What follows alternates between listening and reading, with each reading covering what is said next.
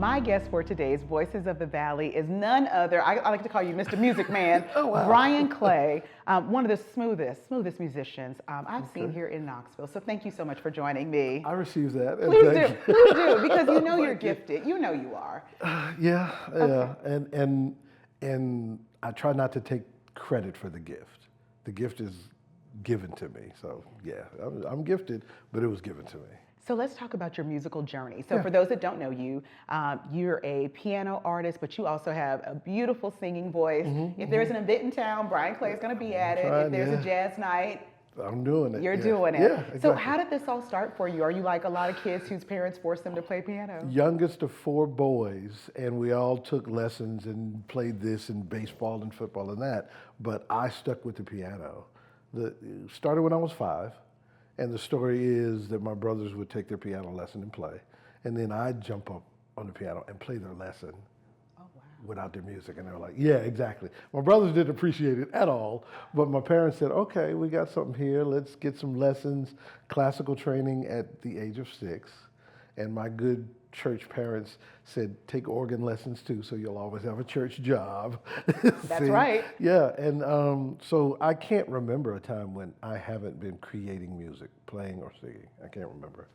So for people who don't play by ear and they don't have that musical talent, Yeah, like yeah. how does that work? Because I'm not that person. My mom did put me in piano lessons, and I'm not gonna lie, it wasn't. I like art. I like visual art. Yes, yes. But, so you can just hear it and feel. I just don't understand that concept. Hard to explain, I think. The gifting that we talked about. It's just something that happens. I can hear it and pretty much sit down and play it if I can hear it. But my parents had the foresight to say, let's make sure that he is trained in this as well. So, I can read and sight read, and I've done the Beethoven thing and all that too. So, yeah. So let's talk about that journey. Obviously, you stuck with it over the years. Yeah, When yeah. did you decide, like, I can make a living out of this? This is my path. Late high school, probably sophomore, junior year, started putting together bands like you do in high school, whether you play an instrument or not. I want to be in a band. Open that garage. I want a garage band. Garage band. But I was at a school that had a really thriving fine arts department. So lots of music, drama, theater, all that, and was connected with some incredible musicians early on. And about 15 or 16, I was like, this is about it. There's nothing else that's gonna do to me what this does, fill my soul like that.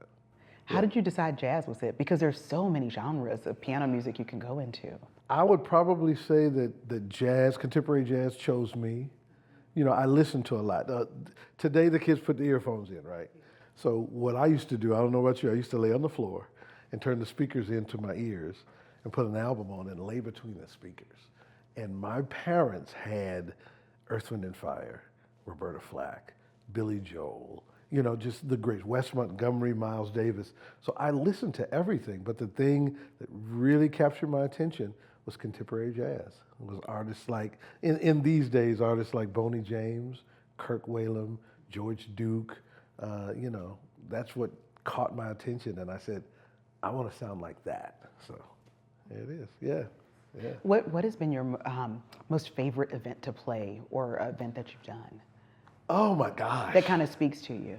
And this is gonna kind of be a little bit removed from it, but about 10 years ago, I was the music director for a national youth worship conference for the Lutheran Church in America. 40,000 kids spend a week in a city doing mission work and then worshiping every night.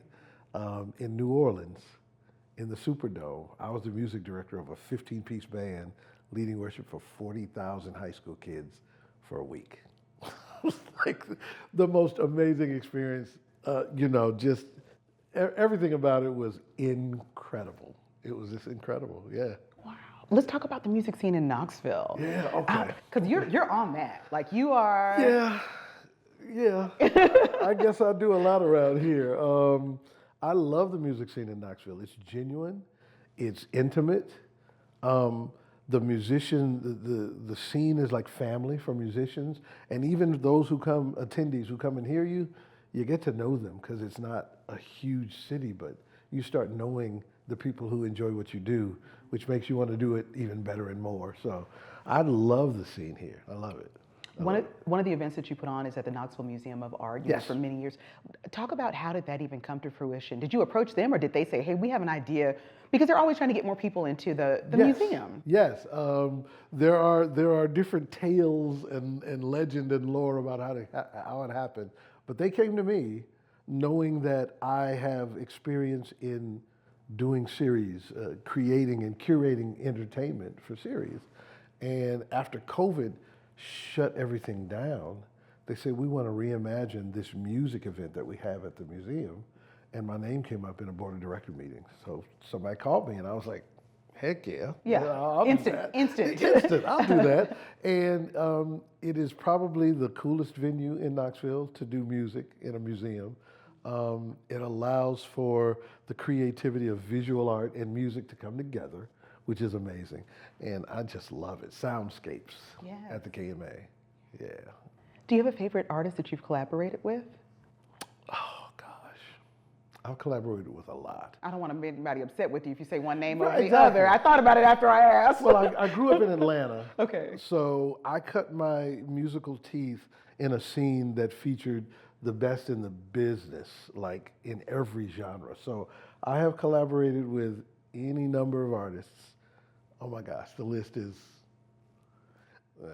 crazy. I'll tell you one of the coolest things that happened. I was in Atlanta doing an event, and I was opening for George Duke at the Variety Playhouse in Atlanta. I had done my opening set, and as he's going on the stage, I'm going off, man, I love your stuff, man. It sounds great. You're amazing, right? So some friends of mine were in his band too.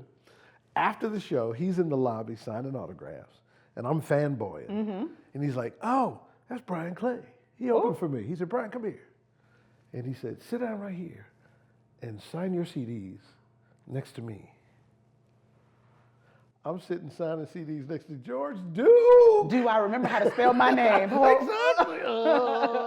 X. Here you go.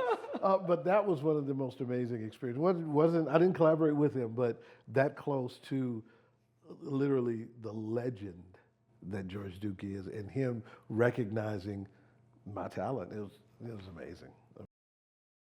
That's an awesome story. That is an awesome story. What does music do for you? When you hear music, I assume it's different for different people.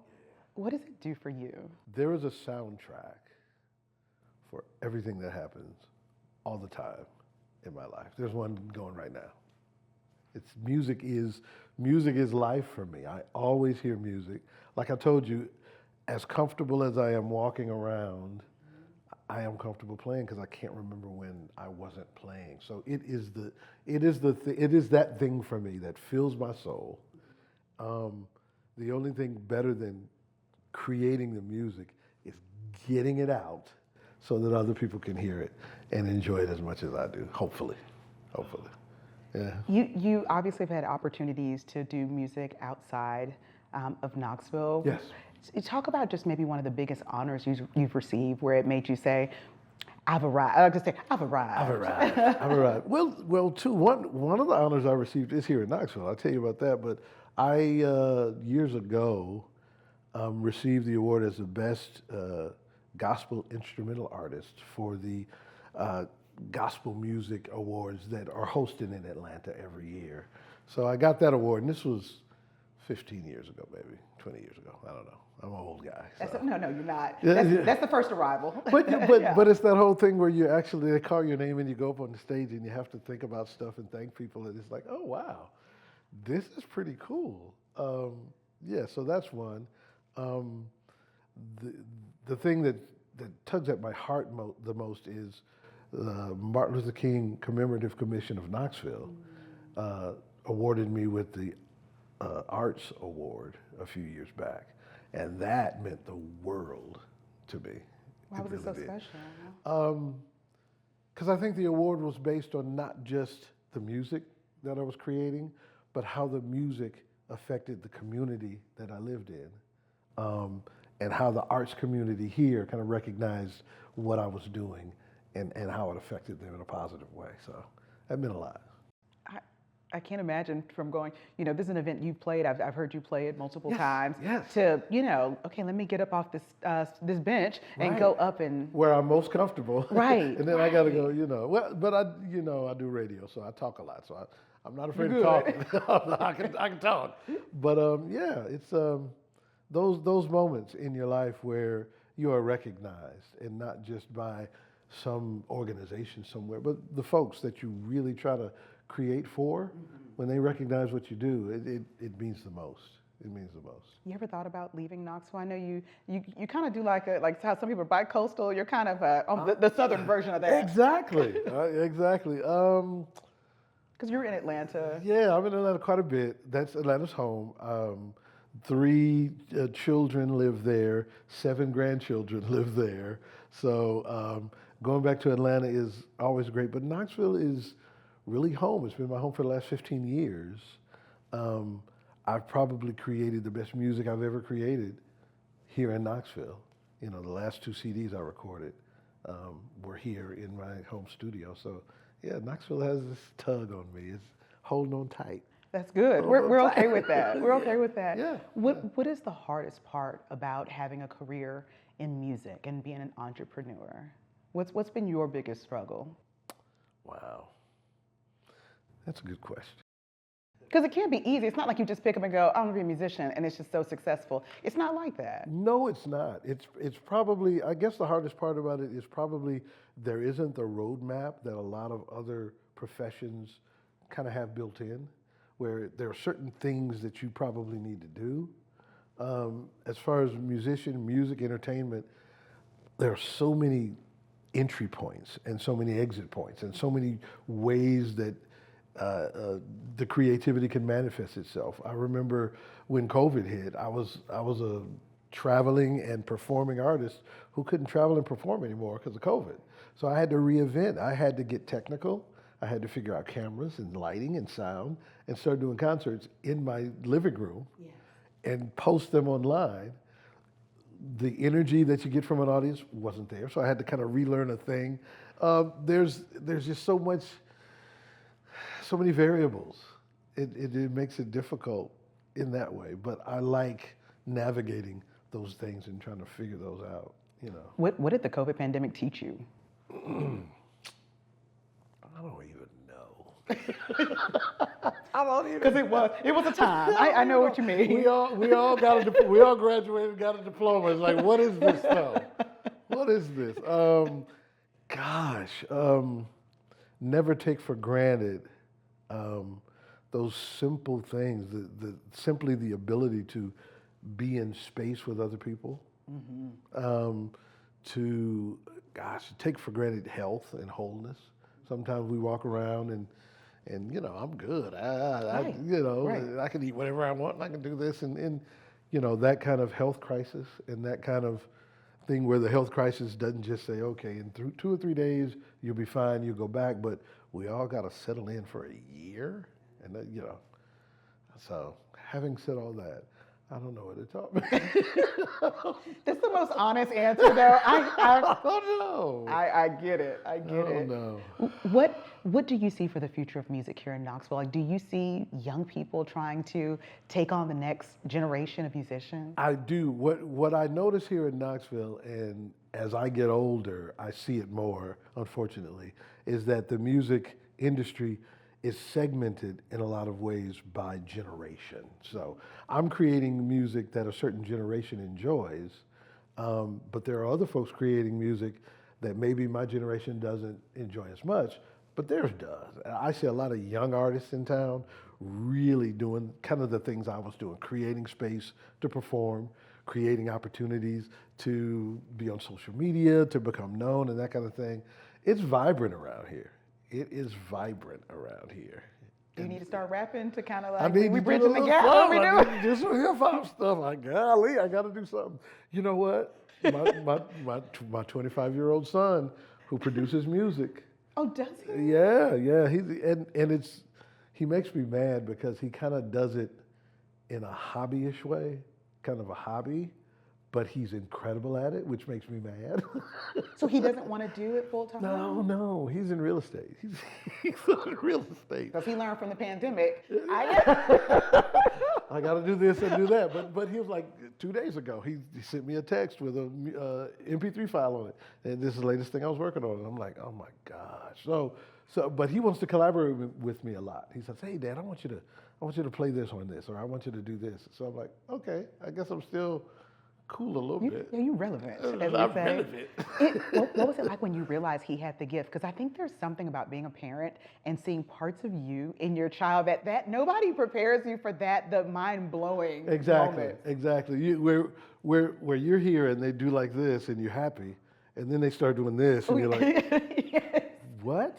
No, I mean, it's amazing that all my children are creative. I've got 4. I've got 2 daughters, 2 sons. Both my sons are musical. My youngest son is the most musical. He's a electronic dance music artist. Oh, EDM, yes. He's doing EDM, and he's doing concerts in Atlanta.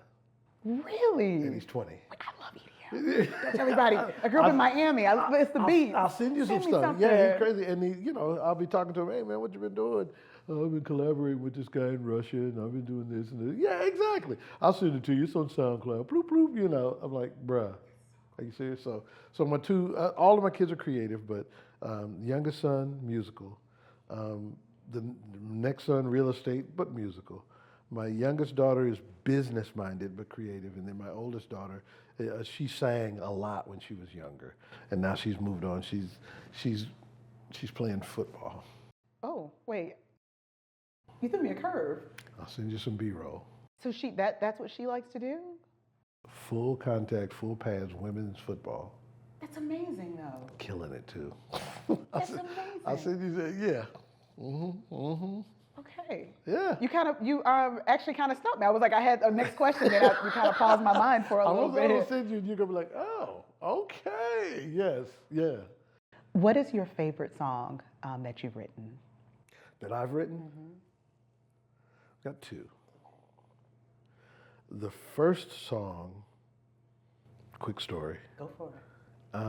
I was looking through some old photo albums that my parents had. Look at old pictures. And it came across a picture of my dad when he was a senior in college. He went to Tennessee State. Dapper, looking smooth, suit on, boom, boom. I turned it over, and he had written a note to my mom on the back of the picture. And it said, the first time I ever laid eyes on you, I didn't realize I was looking at forever. I said, and that's how he got her. I said, Mac, Daddy, what? And then I said, that's a lyric.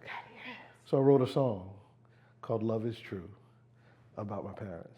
And that what he wrote is the first verse of the song. So that's the favorite song. Wait, can I ask for you to sing a little bit? Yeah. I know you didn't warm up or anything. How's it go? I don't. I remember the first time I ever laid eyes on you. I never knew that my forever lay inside your heart. Dreams would be realities and our lives would start. And years have gone by. We've had our good and bad times. But through it all, our hearts remain the same. Looking back on yesterdays, this one thing will never change, and it will never fade, because our love is true. Yeah, so, yeah, that's beautiful. That's my favorite. Oh, my second favorite, which is a favorite, I wrote it for a songwriting competition a couple years back, and it's called My First Love. And each verse goes along, you trusted me with your issues and you built me up when I was weak and all this, but it's about my mom. A lot of folks don't realize till you get into the song, my first love was my mom. So, yeah. Okay, as a boy mom, I resonate with that. Exactly. I resonate. Exactly. But we'd have to talk about your lovely wife who accompanies you to Yes. talk about that support. Oh my and gosh. She is wonderful. My wife, Rhonda, is the most amazing person in the world. She is my number one fan. She's my supporter. She's my manager.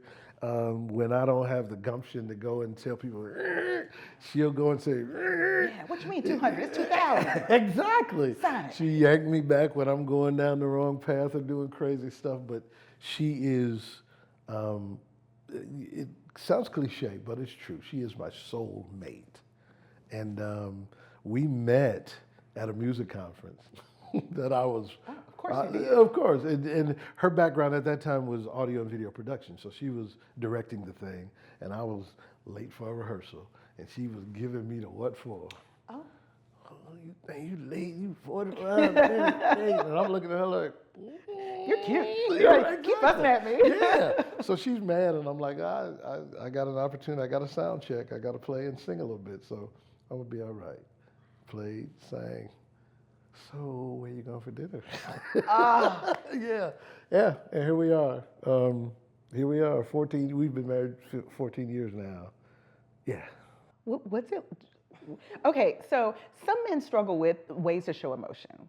And here it is, you're married and you can write love songs. Yeah. That's like a game changer in a marriage. Do you find yourself writing a lot of songs about her, or do you try to keep it broad? I keep it broad. I write a lot of songs about her, what our relationship drums up in me, whether it be strength, weakness, love, angst, those kind of things. But yeah, our relationship is definitely tender for that fire, that me writing songs. Absolutely, yeah. What's next for you? What do you have going on right now? Man. Okay. Because you stay busy. Okay. You do. This is gonna be I don't even know if I can say it on here. Yes, you can. This is a Voices of the Valley premiere. You heard it here first, announcement. everybody. But I've been a radio broadcaster for the better part of 30 years in Atlanta here, and I syndicate it now. But I have recently got an opportunity to partner with a nonprofit organization and create a radio station here in Knoxville. Really? Yeah. Coming later Tell me more. Coming later this year. Yeah, Okay. yeah. It'll be the Bella Breast Cancer Foundation. A good friend of mine, Cindy Sanford, is on their board. And know Cindy, yeah, yes. and the work they do is amazing. And I got an opportunity through the FCC to be licensed as a radio operator and partner with a nonprofit. So I called her up. You want to do this thing, and we can have a whole station. And she said, yeah, let's do it. So what will be the premise? So is it music, or is it talking It's about? going to be music. It's going to be music for your soul and hope for your journey with regard to breast cancer and all the people who have to deal with it, diagnosis, family, people trying to. So the music genre will be contemporary jazz, but there will be lots of content for learning, education, support for folks dealing with breast cancer in their lives and their families' lives and that kind of thing. That is absolutely beautiful. Yeah. It's a big thing. I haven't told nobody. Tearsa, I pull it out of people. Tell me more of your life secrets. See. Now, is this something that is breast cancer close to a particular journey for you, or A is it particular just a journey. benevolent? My mother suffered from breast cancer. She survived the breast cancer, but other things happened medically that caused her to pass away. But that was 11 or 12 years ago now. But yeah, that journey, it's fresh. It's always fresh. Yeah. So when I heard that this partnership could happen and we could do this, I was like, yeah, I want to do this. It's gonna be good. You think she's smiling down on you? Because that's huge. I think so. She before Rhonda took over as my number one support system, my mother was my number one support. She was like, yeah. Where can people find you now? If they see this episode and they're like, I want to, where can they find you? On any and every social media platform, I am Brian Clay Music. So that's the easy way to do it. Thank you so much for sharing your journey. I love talking to you every time. And then I leave and think I can sing, and then I realize I can't. I need to have you. You need to be a special guest on a performance coming up. Can we do that? On a performance? Yes, I know you can sing. I would like to play drums. I would like to be the Sheila E. of your group. Okay. That was a childhood dream, and I think Brian Clay can make it happen. We'll make that happen. We'll do that. I don't know what that's going to look like, but we'll do that. I don't either. Thank you so much, Brian. I appreciate it.